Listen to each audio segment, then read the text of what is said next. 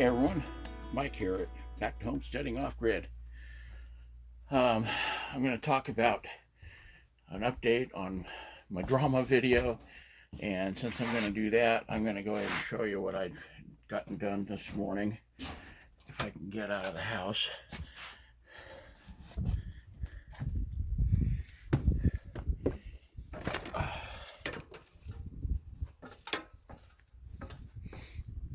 Okay, so you saw that I did the shade cloth there. Got some lights on it now, and we're going to be building a shed over here. And I want the shed right up next to the house, so I needed to do some deconstruction, and I'm going to show you that, and then I'll sit down in the shade and give you my drama update.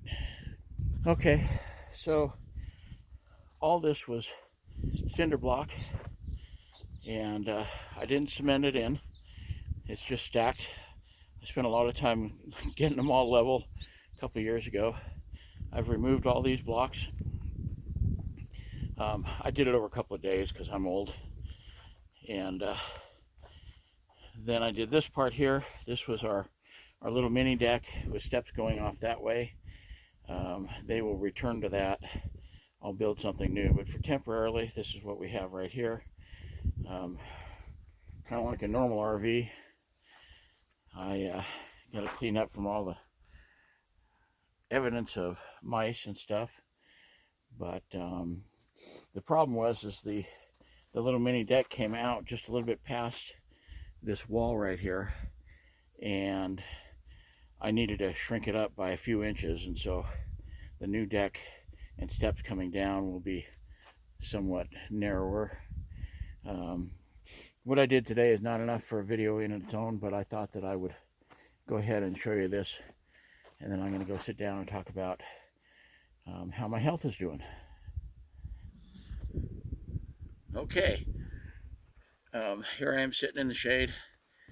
A couple hours, the sun's going to be on this part, but I'm going to be adding a side cloth after this next couple of days of wind.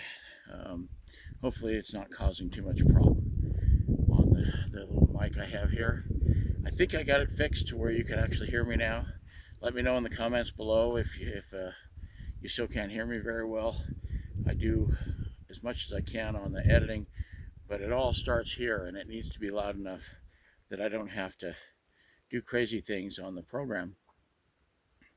So anyway, I'm not sure exactly where I left off because I didn't review the other video. I was going to set up an appointment with my doctor, and I did, because it seems like that's the only way you can get a hold of anybody. I can't send a message because it gets redirected and somebody else says they're going to take care of it and they don't. So I set up an appointment for my doctor. I went in, and little video bomb here from Gretel the dog. So anyway, I went in, and he said, "So, how's the CPAP thing going?" And I said, "It's not." And I explained to him what I explained to you guys, how these companies were just completely ignoring me because I'm off grid. And he, while I was sitting right there, called the main company, the one that had originally said that I could have CPAP without the oxygen,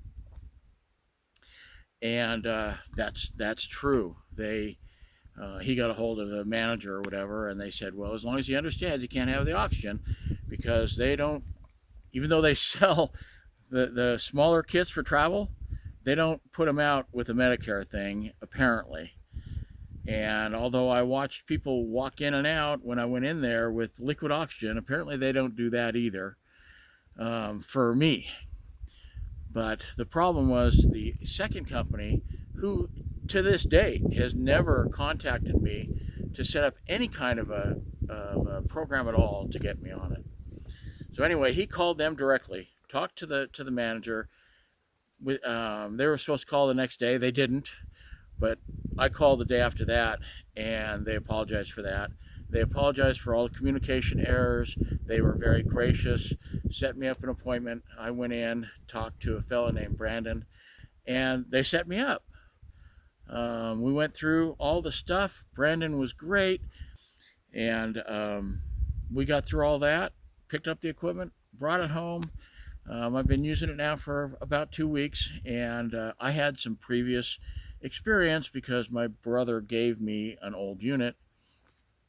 The difference being the nose piece was a little bit different. Took a little getting used to, and the volume of air was just almost shocking how much stronger it had to be for me from the old machine. But over the last couple of days, especially last night, they have a little score chart, and I was running in the, from 95 to 98 or whatever. Well, last night I got a 99, and I woke up refreshed. I woke up ready to go. I had energy. I may not have the physical ability to do a lot of stuff like this job over here. I've had to break it into about 3 different sections over a few times of getting over there. Today was the biggest job, and I did that over, I think, 3 different times. I worked some, took the weight off my back, and then worked some more. Anyway, I'm still full of energy now, even though I got that work done. So I'm hoping that this is going to help reduce the weight. The downside to all this is I bought a new oximeter that goes on your finger, and I was able to leave it on overnight because it sends it to my phone so that I could look at it in the morning, because the doctor wanted Judy to just check it when she'd come to bed, because she goes to bed after me, and that didn't work. As soon as she touched me, I woke up. So I bought this one. It was cheap, 15 bucks, whatever, and it sent the information to my phone, and yeah, I never did hit 90. 90% is the minimum they want your blood oxygen levels to be. If you go to the doctor and it's below 90, they can't let you leave until they can get it up. It was probably averaging about 85.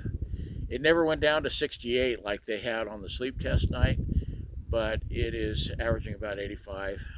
It gets into the upper 70s a bunch. I was checking it, and I wasn't convinced that I needed oxygen at night, because I'd wake up, sit up, or even laying down and test my with the oximeter, the old one, and it would say 90 or 91. I'm like, well, that's fine. Well, the problem is I woke up and I started breathing better. So I'll give it a few more weeks. I'll test it again, and then I'll send that report along with my CPAP report to the doctor, and I'll go in and see what he has to say. There's a third company he might try to contact. Nobody does liquid oxygen on Medicare, I guess, in this area, and my solution is not a cheap one, but I'm considering just buying a portable unit. You can get them used for a few $100s. The budget won't like that, but at least I'll breathe. And I'm thinking that part of my deteriorating health is because my body's not healing itself at night. Well, the CPAP is a big jump in that, because now I'm getting into deep REM, not just REM, but deep REM sleep. And if I can oxygenate my blood, then that's going to obviously help with healing too. And I'm never going to get rid of congestive heart failure, but I'll do everything I can to stop it in its tracks and stop it from getting worse. So anyway, that's kind of where we're at. Judy's off into town today. She went to get, some gas for the generator, and she was going to go over to a new friend's house, and they were going to spin wool a little bit. I think you've seen other videos where she spins wool and makes sweaters and hats and gloves and stuff. So on the generator front, we're doing pretty good. Now that the sun is out, and the way I've got the solar set up now, we can actually play our games in the middle of the day when it gets hot and we don't want to be outside. We can actually do that without starting the generator. It was just sipping a little bit of power beyond what the solar could provide, so we're able to run both of our gaming computers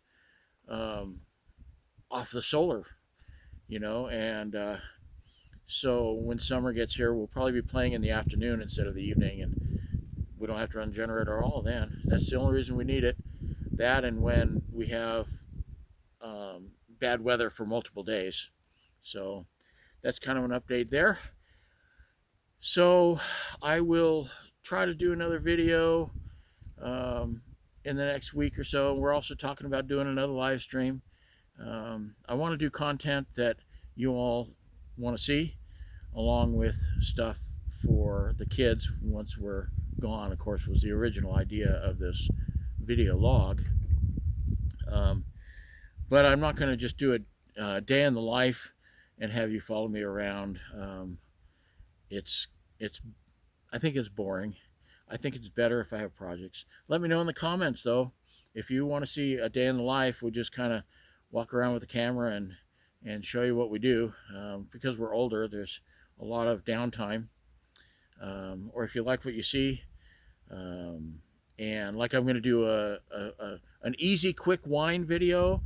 I thought that'd be a good follow-up to the video that I did, how we normally do wine. I'm going to show you how we started. It's like $1 for a half gallon. It's cheap, and it's really fast and really easy.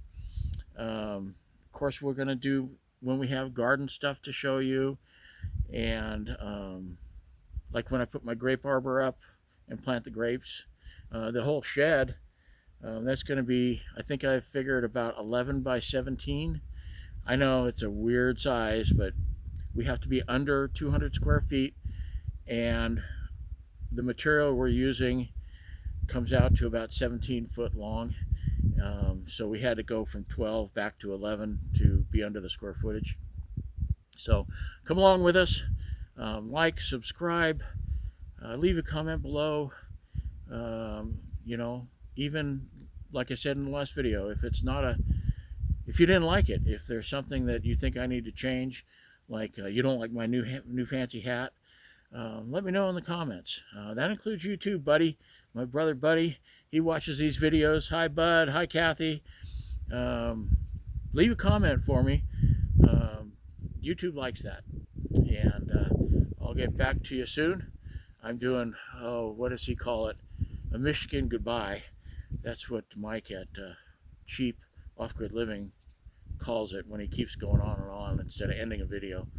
So anyway, have a great day. It's an awesome day here, 70 degrees. This is what Arizona really is about. Talk to you later.